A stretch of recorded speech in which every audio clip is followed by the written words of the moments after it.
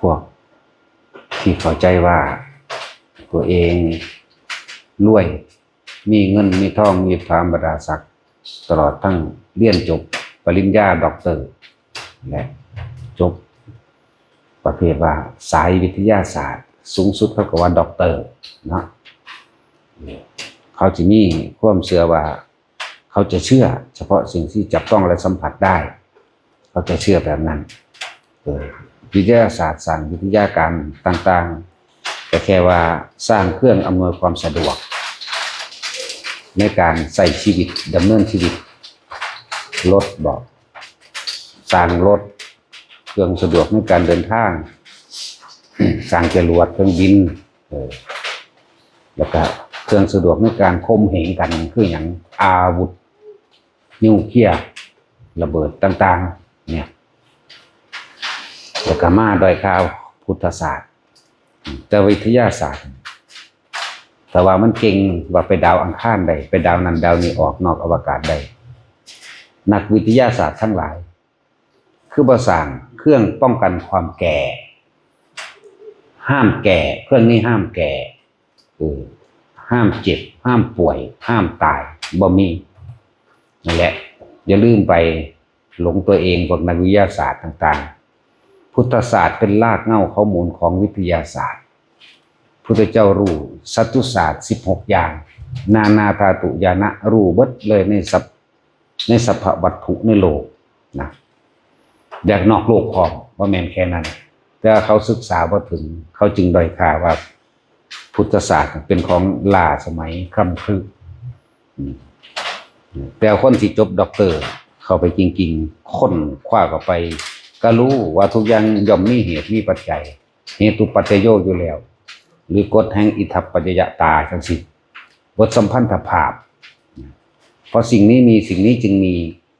มีเมื่อมีการปฏิกิริยากับสิ่งนี้จึงเกิดสิ่งนี้ขึ้นแน่นักวิทยาศาสตร์ผู้เขาปราดเปรื่องเข้าไปแล้วเมื่อสุดวิทยาศาสตร์เขาจะเห็นพุทธศาสตร์ผู้รู้ศาสตร์แห่งผู้รู้คือรู้แจ้งเห็นจริงตามความเป็นจริงในหนทางนี้เครื่องวิทยาศาสตร์บ่อาจสามารถสร้างเครื่องป้องกันความแก่ความเจ็บป่วยและความตายได้นี่วิทยาศาสตร์สั่งสิ่งเหล่านี้บ่ได้หรอกเดี๋ยวค่ากันเป็นบ้าหลงไปสิไปสร้างโลกใหม่สิไปสร้างโลกนั้นโลกนี้อยู่ดาวอังคารมั่งดวงจันทร์มั่งดาวพฤหัสมั่งเนปจูนมั่งแล้วแต่สิว่าไปดาวตัวเองโลกตัวเองยังสำรวจบ่ทันได้เบิดเลยเนี่ยสิ่งทั้งหลายเหล่านี้ล้วนแล้วก็เป็นข้อมเรียกว่าแย่งชิงการเป็นเจ้ายุทธภพแย่งชิงการเป็นเจ้ายุทธภพเจ้าวิทยาศาสตร์เจ้าเวหาวิทยาการหรือความรู้เหล่านี้เอามาไว้เพื่อข่มเหงผู้อื่นนั่นแหละโลกตัวเองมีอยู่แท้ๆลงทุนสร้างน้ำมันซื้อน้ำมันเหล็กดีบุกแร่ธาตุต่างๆมาสร้างยานอวกาศป้องกันร้อนป้องกันหนาวหลายอย่างที่สิขึ้นไปแทนที่สินำเงินทั้งหลายเหล่านี้ทั้งเงินนักวิทยาศาสตร์ระดมกันสร้างแผ่นดินที่ตัวเองอยู่เดี๋ยวนี้เลยสร้างทะเลทรายให้มันเกิดกลายเป็นดินล้วนก็ได้ปลูกสิ่งปลูกของได้อยู่ได้กินก็ได้เพราะสูงสุดของสัตว์โลกนี่อาหารเป็นที่หนึ่งชี้จรวดอวกาศไปทั้งได้กระสร้างก็ย่อมกินอาหารนี่แหละจึงอยู่ได้สร้างทะเลทรายสร้างทะเลภูเขาหินยังก็แล้วแต่สามารถที่จะเฮ็ดให้มันมีเครื่องอยู่เครื่องกินได้เสียแล้วเฮ็ดทั้งได้กระสร้างมันต้องอาศัยอาหารมันจะไปล่องลอยอยู่อวกาศมันกระสร้างมันก็เอาอาหารจากโลกเอาอาหารจากพืชเอาอาหารจากสัตว์ในโลกอันนี้แหละขึ้นไปกินน้ำมันจึงอยู่ได้จังว่าพวกนักวิทยาศาสตร์ทั้งหลายจะลงตัวเองหลายว่าตัวเองเก่งกาจสามารถคือบ่เฮ็ดให้ตัวเองไม่ต้องเจ็บไม่ต้องป่วยไม่ต้องตายได้บ่ไม่ได้นี่แหละพุทธศาสตร์รู้จริงตามความเป็นจริงหนทางของผู้ที่เข้าถึงแก่นแท้แห่งพุทธะ คือเห็นสิ่งทั้งหลายทั้งปวงบุคคลเขาไปยึดมั่นถือมั่นเห็นการประคองชีวิตสัตว์โลกอาศัยโลกนี้อยู่ร่วมกันโดยเมตตากรุณามุทิตาอุเบกขาอยู่ร่วมกันโดยความพึ่งพาอาศัยซึ่งกันและกันเด้มีเมตตารักผู้อื่นเสมอตัวละตนเสมอผู้อื่นบ่อยากเห็นผู้ใดเจ็บปวดตัวเองก็บ่อยากเจ็บปวดตัวเองก็บ่อยากถูกรังแกทำลายเมื่อนั้นก็แล้วมองเห็นตัวเองในความลึกซึ้งนี้ต่อไปก็เห็นผู้อื่นเป็นเช่นนั้นเหมือนกับเรารักใดที่จะเสมอตัวละตนไม่มีกรุณาช่วยเหลือซึ่งกันและกันมุทิตาก็คือบ่อิจฉาริษยากันเพราะยินดีร่วมกันไปเฮ็ดหยังก็เฮ็ดซอยกันช่วยเหลือกันระดมวิทยาศาสตร์ใส่ที่ปรับปรุงดินทะเลทรายปรับปรุงดินเปรี้ยวดินเข้มดินที่บ่สามารถปลูกนั้นนี่ได้สิไปปรับปรุงอีหยังกับดาวอังคารอยู่ส่วนที่ขนของไปหั่นตายไปหลายสุดล่ะก็คือว่าสร้างเครื่องป้องกันตายให้เจ้าของไงสร้างเครื่องป้องกันป่วยป้องกันเจ็บนี่นะคือบ่แม่นเจ็บแล้วจังเอายาซ่ามาฉีดที่หลังเลยคือบ่ให้เจ็บเลยนะมีดบาดมีดแทงก็บ่ให้เจ็บนี่แหมเครื่องป้องกันเจ็บหรือว่ายาป้องกันเจ็บหรือว่าไม่ต้องบาดเลยนี่แหมบ่ต้องมีบาดบ่ต้องมีแผลบ่ต้องมีป่วยนี่แหมบ่ต้องแก่บ่ต้องตายนี่แหมถ้าสูเก่งสูเขาบ่เฮ็ดแนวมื้อนี้สู้ไปเก่งยังฉลาดยังถึงการขากันนั่นบ่ล่ะเก่งหลายอันอาวุธนิวเคลียร์ผู้ใดก็อาจบวชอ้างอาจหารในทางเลวนี่แหละมันบ่ได้เห็นวิทยาการทั้งหลายที่ลึกล้ำเพียงใดก็สร้างล้วนแล้วเอาต่อมาจากพุทธศาสนาทั้งนั้นเขาบ่รู้บ่ปริญญาเนี่ยเอามาจากไสคำว่าปริญญาเนี่ยทั่วโลกเลยใส่คำว่าปริญญาทั้งนั้นจบปริญญาตรีปริญญาโทปริญญาเอกปริญญามาจากคำของพระพุทธเจ้าเห็นบ่ล่ะปริญญาตันติมีภิกขเวนี่เห็นบ่ล่ะต้องสั้นตัวมันไม่ได้คิดพอคำว่าปริญญาบ่แม่นศาสนาพุทธใส่คำว่าปริญญาคือกันไหมอุตุจังสี่แปลว่าหยัง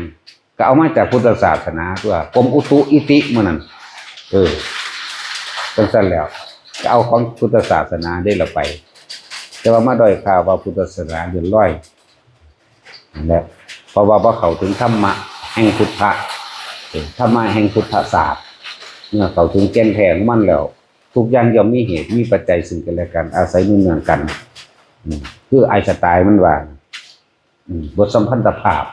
เพราะสิ่งนี้มีสิ่งนี้จึงมีพอมีปฏิกิริยาแห่งวัตถุธาตุสิ่งเหล่านี้จึงเกิดตัดปฏิกิริยาเกิดกลายเป็นทั้งสั้นแล้วก็อิทัปปัจจยตาดีๆหรือปฏิจจสมุปบาทดีๆนี่แล้วทั้งสั้นแล้ว แต่ว่ามาสุดท้ายแล้วมันก็เข้าใจความหมายของคำว่าเฮาคือบ่สร้างเครื่องป้องกันแก่